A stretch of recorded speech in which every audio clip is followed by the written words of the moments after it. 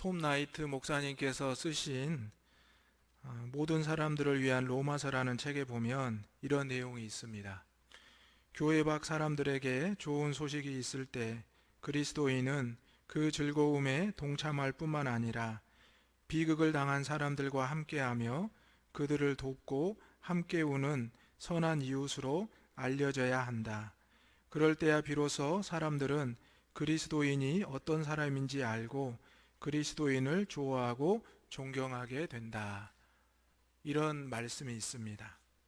지난주 월요일 우리 장로님께서 기도하신 대로 튀르키예와 시리아에 진도 7.8, 7.5 엄청난 지진이 있었습니다. 벌써 사망자가 2만 명이 넘었다고 합니다. 현지는 영하의 날씨로 매우 추워서 구조하는 데 어려움이 있고 심지어 도로와 병원, 모든 기반 시설들이 무너져서 구조에 큰 어려움이 있는 것이 사실입니다. 붕괴된 건물 잔해에 20만 명 이상 깔려 있다는 안타까운 외신의 보도도 있습니다. 현재 피해 지역으로 전 세계 95개국이 원조에 나섰고 60개국 7천 명의 구조대원들이 현장에서 구조 작업을 펼친다고 합니다. 우리나라도 신속하게 구조대를 파견해서 활동 중이며 어제 뉴스를 보니 6번째 생존자를 우리나라 구조대가 구조했다는 소식을 들었습니다. 그 현장에는 가족과 친지를 찾기 위해서 울며 맨손으로 건물 잔해를 뒤지고 있는, 또 참여하고 있는 많은 가족들이 있다고 합니다. 여러분, 튀르키예가 어딘지 아십니까? 생소하게 들릴 수도 있는데 바로 터키입니다. 이 터키라는 나라가 2022년, 즉 작년에 나라의 이름을 바꿨습니다. 원래 이 터키라는 이름이 영어식 이름인데 겁쟁이라는 이름의 뜻이 있어서 이 나라에서 본인들의 나라의 그 단어로 튀르키예, 즉 용감한 사람들이라는 나라의 국명을 바꿨다고 합니다. 터키는 우리가 겪었던 6.25 전쟁 때 유엔군 16개국 참여 국가 중에서 영국과 미국과 캐나다에 이어서 네 번째로 많은 군대를 파견해서 가장 치열한 전투로 사상자가 많이 났던 국가 중에 하나입니다. 그래서 우리는 이 터키를 형제의 나라라고 서로 인정하고 있고요. 특히 터키는 6.25 전쟁 이후에 전쟁 고아들을 위해서 앙카라라는 보육원까지 설립을 해서 우리나라 아이들을 돌보았다고 합니다. 이런 터키 지역에 큰 지진이 나서 큰 고통을 겪고 있는 것이 지금 현실입니다. 또 시리아는 내전 중인데 특히 지진이 덮친 지역이 정부군이 아니라 반군 지역이라서 구조와 구호 물자 도착이 어렵고 더디다고 합니다.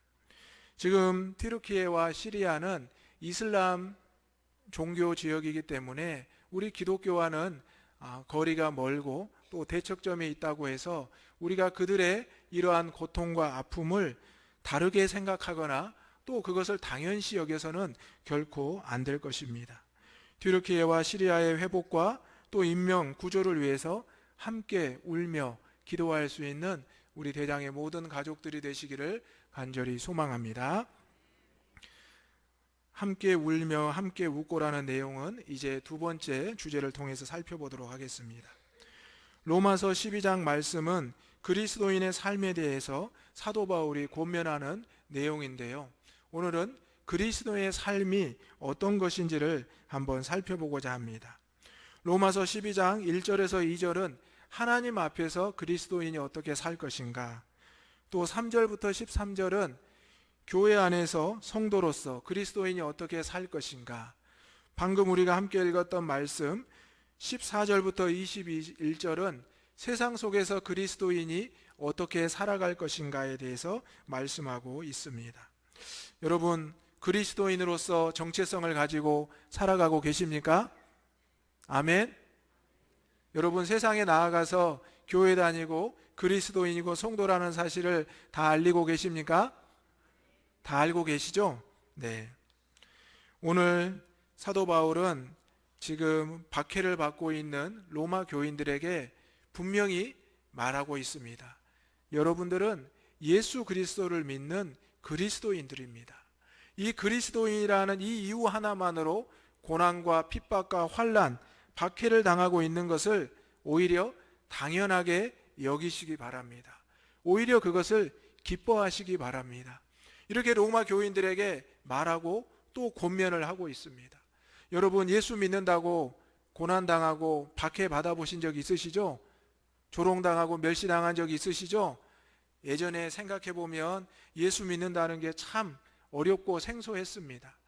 그런데 한참 부흥기를 겪고 지금은 어떻습니까? 지금은 또 과거로 돌아간 것 같습니까? 오히려 어떤 분들은 이렇습니다. 아직도 교회 다녀요? 아직도 예수님 믿어요? 성경은 그저 예전 역사책 아니에요? 오히려 이렇게 묻고 핀잔을 하는 경우가 많습니다.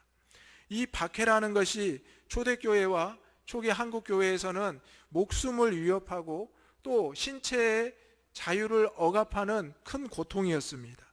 지금은 이런 박해와 조롱과 멸시가 어떻게 다가올까요? 정신적인 괴롭힘과 정신적인 스트레스라고 생각할 수 있겠습니다. 오늘 그리스도인의 삶으로 세상에서 살아가는 것은 쉽지 않은 때가 되었습니다.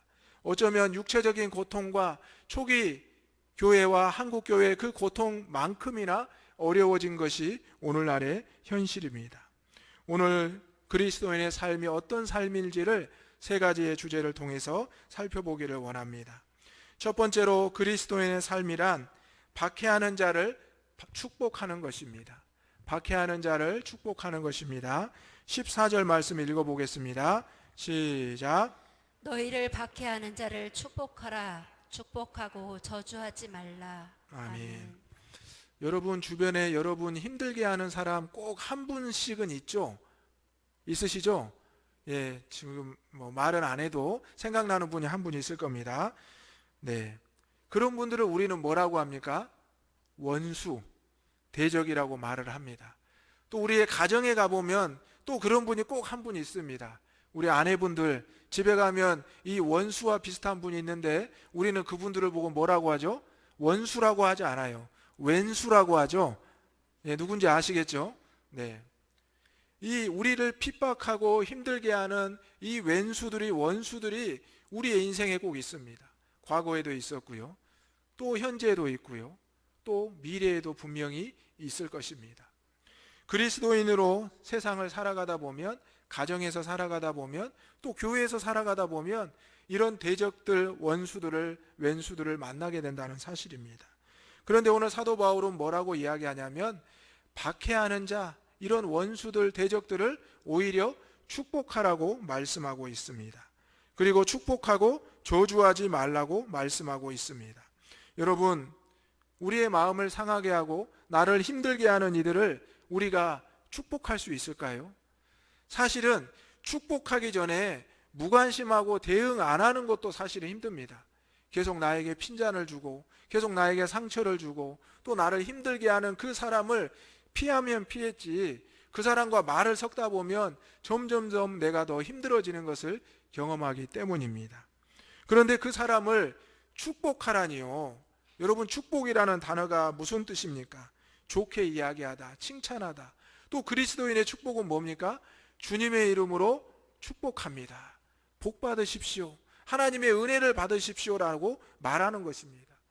나를 그렇게 힘들게 하고 어렵게 하는 그 사람에게 내가 어떻게 그런 말을 할 수 있겠습니까? 이것은 불가능합니다. 이것은 저도 원하지 않습니다. 아마 여러분의 마음에 그런 생각이 지금 드실 수도 있습니다.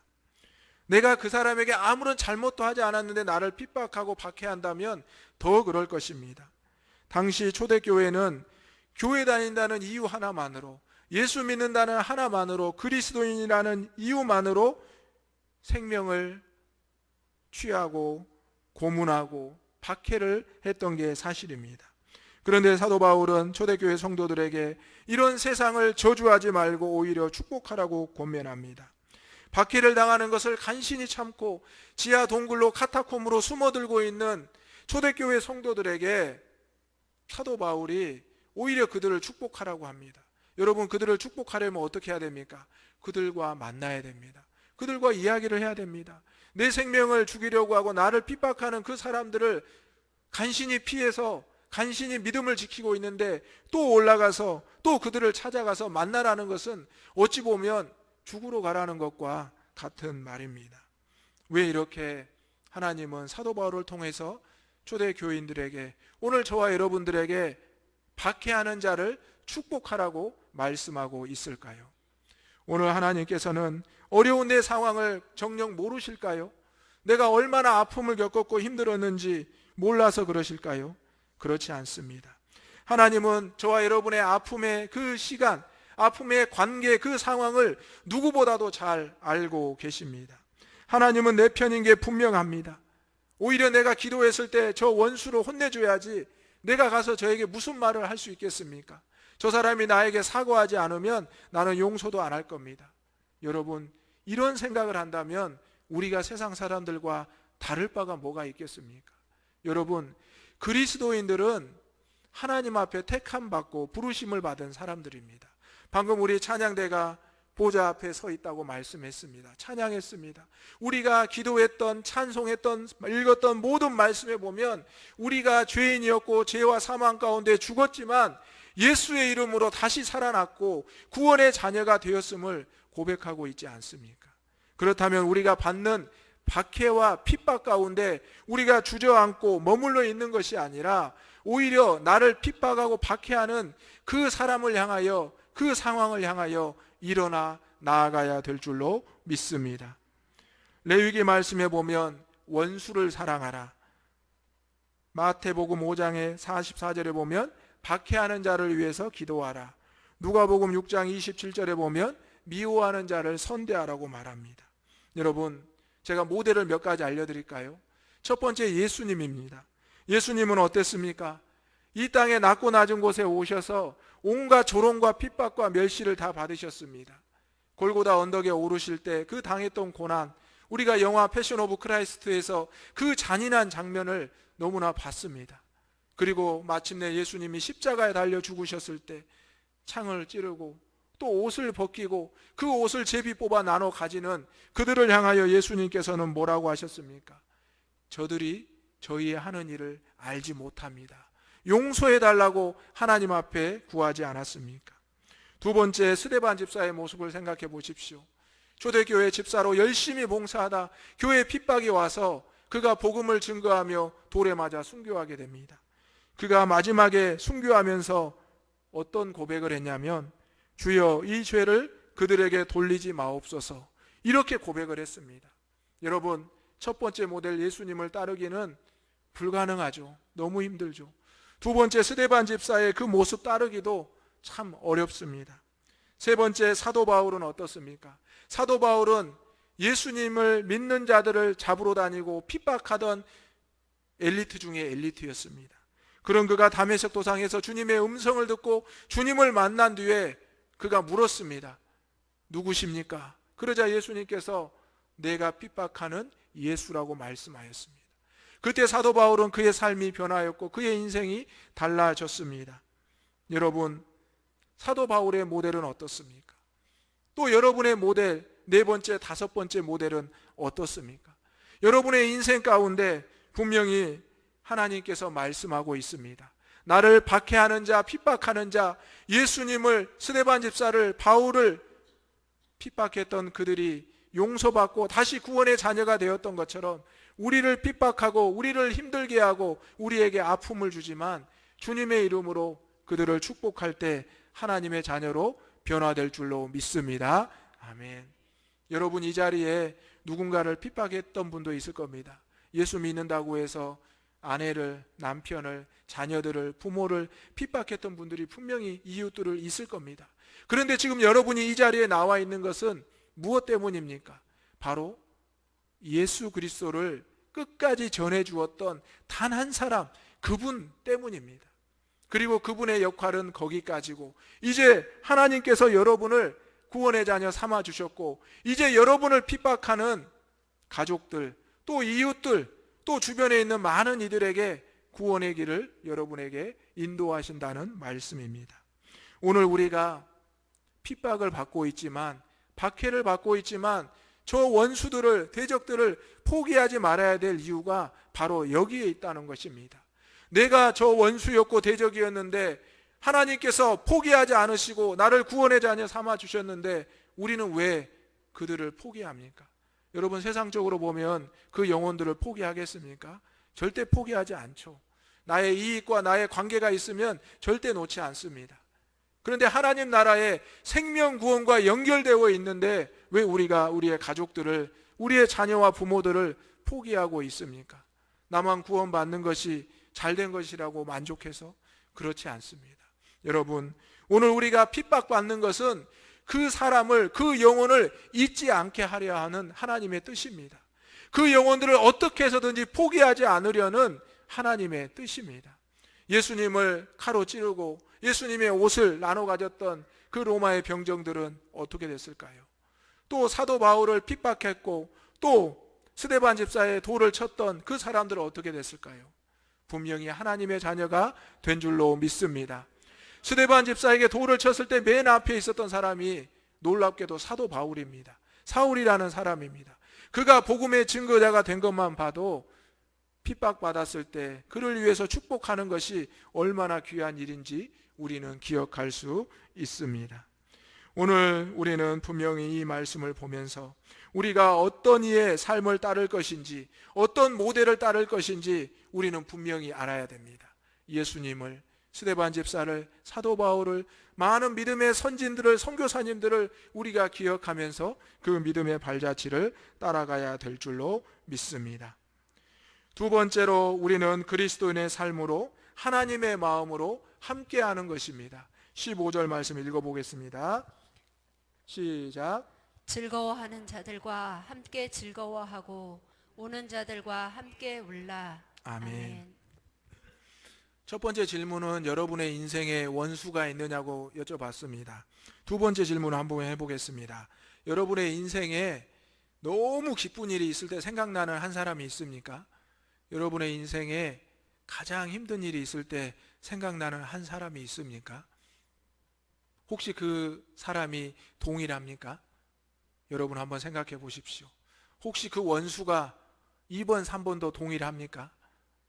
여러분, 즐거워하는 자들과 함께 즐거워하라. 우는 자들과 함께 울라. 여러분, 지금 지진이 나서 수만 명이 죽어가고 수십만 명이 매몰되어 있는 그 상황에서 종교적인 이유로 또 인종적인 이유로 그들을 외면하고 그들을 돕지 않는다면 생각해 보십시오. 우리가 6.25 때 받았던 그 도움, 우리가 받았던 그 은혜를 우리가 어찌 갚을 수 있겠습니까? 우리가 그 나라가 어디 있는지도 몰랐고 그들이 말도 통하지 않는 이 나라에 와서 자유와 평화를 위해서 희생했던 귀한 모습이 있습니다. 오늘 우리도 우리의 즐거움을 함께할 사람, 또 누군가의 즐거움에 함께할 사람, 누군가의 깊은 슬픔에 공감해 줄 사람, 또 누군가가 나와 공감해 줄 그 사람이 우리에겐 필요합니다. 이것이 바로 그리스도인의 삶이 되어야 된다는 사실입니다. 세상 사람들도 이런 사람들을 보고 의리가 있다고 말합니다. 여러분, 세상 살면서 의리 있다라는 말 들어보십니까? 안 들으십니까? 그러면 안 되는데요. 우리가 그리스도인들로서 세상에 살아서 의리 있다는 말을 들어야 됩니다. 의리가 있다는 건 뭡니까? 어려울 때 도와주고 또 기쁠 때 함께 한다는 뜻입니다. 오늘 사도 바울은 로마 교회 교인들에게 말하고 있습니다. 교회 안에서, 하나님 안에서 여러분들이 그리스도인의 삶을 잘 살아가서 결국에는 세상을 품어내야 된다라고 말씀하고 있는 것입니다. 세상 사람들이 어려울 때 누구를 찾아야 됩니까? 그리스도인들을 찾아야죠. 세상 사람들이 기쁜 일이 있을 때 누구를 찾아야 됩니까? 그리스도인, 여러분을 찾아야 된다는 사실입니다. 세상 사람들이 힘들고 어려워도 우리를 안 찾고 기쁘고 좋은 일이 있어도 안 찾고, 그러면 우리는 세상에서 무슨 역할을 하고 있는 것입니까? 빛과 소금의 역할이라고 하면서 또 구별되고 성별됐다고 하면서 그들과는 완전히 담을 쌓고 동을 떨어진 삶을 살고 있습니까? 그것은 하나님께서 우리에게 원치 않는 모습입니다. 하나님의 아들 예수 그리스도는 하늘 보좌를 버리시고 이 땅에 오셨습니다. 그리고 가장 낮고 낮은 이 땅에 오셔서 죄인들과 약자들과 병자들과 함께 살아가셨습니다. 여러분, 예수님이 계신 곳이 어디였습니까? 베들레헴 그 여관의 마구간이었습니다. 그리고 나사렛에서 자라시고 가나 혼인잔치에서 갈릴리 바다에서 또 오병이어의 현장에서 많은 병자들과 줄인 자들과 아픈 자들과 함께 하셨습니다. 사마리아 여인에게도 찾아가셔서 말을 걸어주셨고 나무 위에 올라갔던 삭개오에게도 내려오라 하시고 그 집에 들어가서 구원의 은혜를 베푸셨습니다. 여러분, 또한 예수님께서는 자신을 조롱하고 멸시하고 박해하는 종교 지도자들, 바리새인 서기관들과 사두개인들조차 그들에게 찾아가서 복음을 전하고 그들에게 하나님을 증거했던 것을 보게 됩니다. 함께하는 그리스도인, 함께했던 예수님, 저와 여러분의 모습이 되기를 주님의 이름으로 축원합니다. 아멘. 옆에 계신 분들과 이렇게 인사하겠습니다. 함께라서 감사합니다. 천국까지 함께해 주시기 바랍니다. 아멘. 여러분, 우리가 이 땅에 살아가고 있지만 여러 가지 다양한 환경과 조건과 모습에서 살아갑니다. 일찍 교회에 오신 분, 늦게 오신 분, 아직 교회에 안 오신 분, 분명히 주의 전에 오시게 될 줄로 믿습니다. 우리의 궁극적인 목적은 무엇입니까? 이 땅의 소망이 아니라 천국의 소망 아닙니까? 천국의 소망을 두고 죽어있는 영혼들, 죽어가는 그 생명들을 살려내는 것이 박해받는 이유이고 고난받는 이유라는 사실입니다. 그것을 우리 예수님께서는 직접 이 땅에 오셔서 살아내셨습니다. 그러면서 제자들에게 보여주셨습니다. 세상 끝날까지 너희와 함께 하겠고 내가 천국에 올라가서 너희들을 부르러 다시 오겠다고 말씀하지 않으셨습니까? 오늘 우리에게 기쁨과 슬픔이 분명히 있습니다. 때로는 아픔과 행복이 있습니다. 그것을 우리는 냉탕이나 온탕이나 이렇게 비유합니다. 뜨거웠다 차가웠다, 우리는 종잡을 수 없는 인생을 살아가고 있습니다. 때로는 냉탕의 기간이 길어지고요, 그 기간에 익숙해져 버립니다. 때로는 온탕의 기간에 길어지면 또 익숙해져 버립니다. 그러다 갑자기 냉탕을 만나면 차갑다 하고 온탕을 만나면 또 뜨겁다 합니다. 여러분, 우리 예수님께서 이 땅에 오셔서 병자를 고쳐주시고 약한 자들을 세워주실 때 그들에게 많은 무리가 따랐습니다. 그런데 그 가운데는 단순히 예수님을 복의 대상으로만, 치료의 대상으로만 따르지 않았습니까?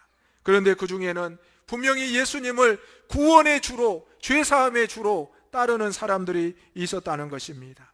오늘 저와 여러분의 그 모습이 되기를 주님의 이름으로 축복합니다. 함께라는 단어는 참 좋은 단어입니다. 신앙생활은 함께 할 수 없습니다. 신앙생활은 같이 함께 할 수 있어야 됩니다. 그래서 구역이 있고요, 또 부서가 있고 또 우리 교구가 있는 것입니다. 여러분, 신앙생활 내가 기쁜 일이 있을 때는 혼자 할 수 있을 것 같습니다. 그런데 조금만 힘들어도 주변의 도움이 필요합니다.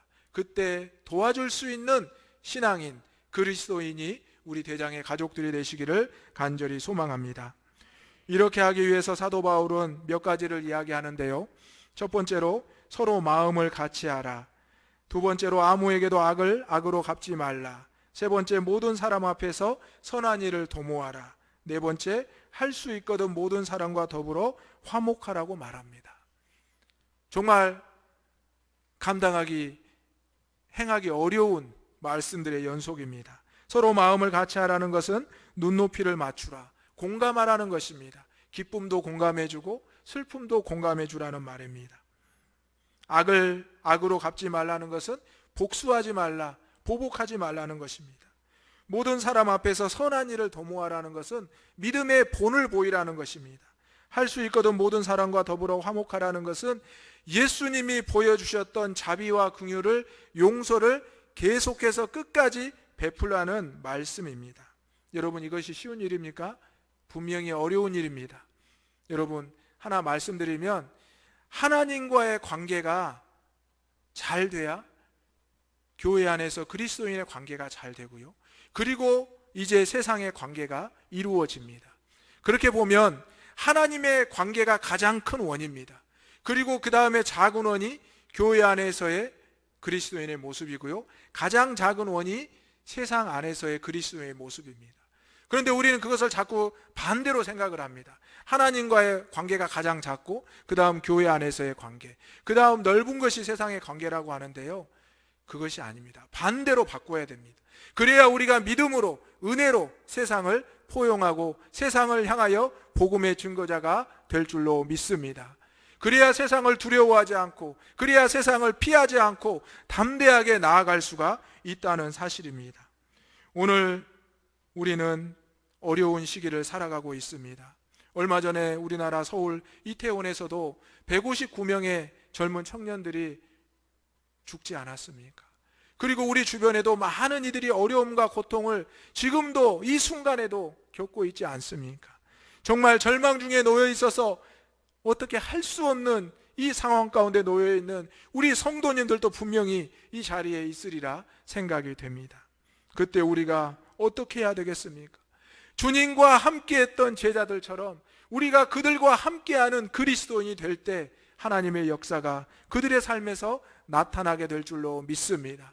그들이 다시 귀를 열고 눈을 뜨고 그들이 입을 벌려서 자리에서 일어나서 주님을 찾을 수 있도록 우리가 함께 그들과 웃고 울어야 될 줄로 믿습니다. 우리가 수많은 어려움을 겪어냈습니다. 또 우리 주변에도 많은 이들이 그 어려움을 이겨내고 있습니다. 여러분, 어려움을 이겨낼 수 있는 것은 용기와 힘이 필요합니다. 그것이 바로 신앙이 더해진다면, 신앙에서 출발한다면 우리가 참된 그리스도인의 삶을 믿음으로 살아내게 될 줄로 믿습니다.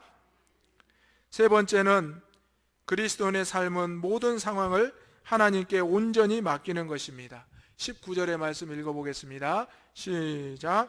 내 사랑하는 자들아, 너희가 친히 원수를 갚지 말고 하나님의 진노하심에 맡기라. 기록되었으되 원수 갚는 것이 내게 있으니 내가 갚으리라고 주께서 말씀하시니라. 아멘. 여러분, 제가 이렇게 원수를 갚지 말고 악을 악으로 갚지 말라고 하면 그런 생각이 들 수도 있습니다. 목사님, 그 원수가 어떤 원수인지 몰라서 그래요. 대적이 어떤 대적인지 몰라서 그래요. 여러분, 이 사도 바울이 로마 교회를 방문하지 못했습니다. 그런데 편지로 권면하고 있는 것입니다. 그러면서 오늘 19절 첫 번째 부분에 내 사랑하는 자들이라 말합니다. 얼굴도 보지 않았는데 어떻게 내 사랑하는 자들이라고 말할 수 있겠습니까? 어떻게 그들의 삶의 모든 것을 알고 있다고 말할 수 있겠습니까? 그래도 저는 적어도 여러분들 얼굴은 봤잖아요. 그죠? 매주 보고 있잖아요. 또 신방 가면 여러분과 대화도 하고 또 전화도 하고 때로는 식사도 같이 하고 같이 기도하지 않습니까? 그런데 이 사도 바울의 권면이 로마 교인들에게, 지금 우리에게 어떻게 전해지고 있습니까? 생명의 말씀으로, 하나님을 통해서 주신 말씀으로 우리가 받아들이고 있지 않습니까? 우리는 이 모든 상황을 하나님께 온전히 맡길 수 있는 그리스도인이 되기를 소망합니다. 어떤 조건과 이유와 핑계를 찾다 보면 한도 끝도 없습니다. 내가 왜 이렇게 됐는지 아마 10가지, 100가지 이유는 금방 찾을 겁니다. 그런데 하나님의 은혜에 대한 것을 왜 우리는 찾지 않고 있습니까? 그것은 바로 모든 상황을 하나님 앞에 온전히 맡기지 못하고 있기 때문입니다. 잘 되면 내 탓, 못 되면 하나님 탓, 남 탓, 이런 우리의 모습이 그리스도인의 모습에 있다면 의리 있다 말하지 못할 것입니다. 의리 있다 말을 듣지 못하는 것은 진정으로 그 사람을 마음으로 함께하지 못하기 때문입니다. 하나님 앞에 내 자신을 맡기지 못했는데 내가 누군가에게 어떻게 다가갈 수 있겠습니까? 오늘 우리의 모든 상황을, 삶을 하나님 앞에 온전히 맡길 수 있는 저와 여러분이 되시기를 소망합니다. 그리고 분명히 말씀에 기록되어 있습니다. 친히 원수를 갚지 말고 하나님의 진노하심에 맡기라. 원수에게 원수를 갚는 것, 보복하는 것은 우리의 영역이 아닙니다. 여러분, 보복 운전을 해서 결국 어떻게 됩니까? 사고가 나죠. 그러면 어때요? 감정이 상했다가 더 큰 문제가 발생합니다. 심지어는 생명을 다치기도 하고 큰 고난을 겪기도 합니다. 보복의 그 영역은 하나님에게 달려 있습니다. 하나님께서 분명히 그의 죄를, 그의 잘못을 깨닫게 하시고 때로는 심판하신다는 말씀입니다. 그러므로 사도 바울은 분명히 말하기를 그 영역을 우리가 맡기라는 것입니다. 누구에게 맡긴다고요? 하나님께 맡기라는 것입니다. 원수 갚는 것이 하나님께 있으니 내가 갚으리라고 주께서 말씀하시느니라. 아멘. 갈라디아서 6장 9절의 말씀을 한번 읽어보겠습니다. 갈라디아서 6장 9절 시작. 우리가 선을 행하되 낙심하지 말지니 포기하지 아니하면 때가 이름에 거두리라. 아멘. 선을 이루되 낙심하지 말지니 포기하지 말지니 주의 때가 이르면 이루리라. 바로 우리가 그리스도인으로 이 세상을 살아갈 수 있는 이유가 바로 여기에 있다는 것입니다. 사랑하는 대장의 가족 여러분, 그리스도인의 삶이란 구별되고 성별돼서 때로는 바쁘고 때로는 어려운 삶의 연속일 수도 있습니다. 왜 그렇게 바쁘게 살아요? 왜 이렇게 피곤하게 살아요? 왜 이렇게 어렵게 살아요? 지금 형편을 생각해 보세요. 이렇게 말하는 소리를 무수히 들을 수도 있습니다. 그럼에도 불구하고 우리가 그리스도인이라는 이 단어 하나만으로, 이 정체성으로 말미암아 우리가 살아갈 수 있는 것은 무엇 때문입니까? 바로 천국의 소망을 주신 우리 주님의 은혜인 줄로 믿습니다. 우리의 삶 가운데 주님을 빼버린다면 우리가 어떻게 살아갈 수가 있겠습니까? 오늘 사도 바울은 원수를 먹이고 마시게도 하라고 말합니다. 그것이 결국 머리에 숯불을 얻는 것과 같아서 결국 그들이 나중에 회개하는 기회를 얻게 된다고 말하는 것입니다. 그리고 또 말합니다. 선으로 악을 이기라. 악에게 지지 말고. 여러분, 악에게 지지 말고 선으로 악을 이기시기를 주님의 이름으로 축원합니다. 박해하는 자를 저주하지 말고 축복하기를 소망합니다. 가족일지라도 이웃일지라도 또 우리와 아주 가까운 교회 누구일지라도 때로는 우리에게 어려움으로 다가올 수 있습니다. 하지만 우리가 그리스도인으로서 예수님과 함께하는 성도로 살아갈 때 하나님의 놀라운 역사를 우리의 삶에 나타나게 하실 줄로 믿습니다. 아멘. 기도하겠습니다. 거룩하시고 은혜로우신 아버지 하나님, 저희들을 그리스도인으로 택하여 주시고 불러주시니 감사합니다. 박해하는 자를 축복하고 저주하지 말고 축복하라 말씀하셨습니다. 또한 하나님의 마음으로 그들과 함께 웃으며 울으라 말씀하셨습니다. 이제 모든 상황을 하나님께 온전히 맡기라 하셨습니다. 아버지 하나님, 우리에게 주신 이 말씀을 한 말씀도 잊지 않고 우리의 마음에 새기며 살아가게 하여 주옵소서. 그 영혼을 향한 그 상황 가운데 역사하시는 하나님의 은혜를 깨닫고 살아가게 하여 주시옵소서. 지진으로 큰 고통을 겪고 있는 튀르키예 지역과 시리아 지역 긍휼히 여겨 주시옵소서. 주의 은혜가 임하게 하여 주옵소서. 한 생명이라도 살아나게 하여 주옵소서. 구조하게 하여 주옵소서. 예수님의 이름으로 기도하옵나이다. 아멘.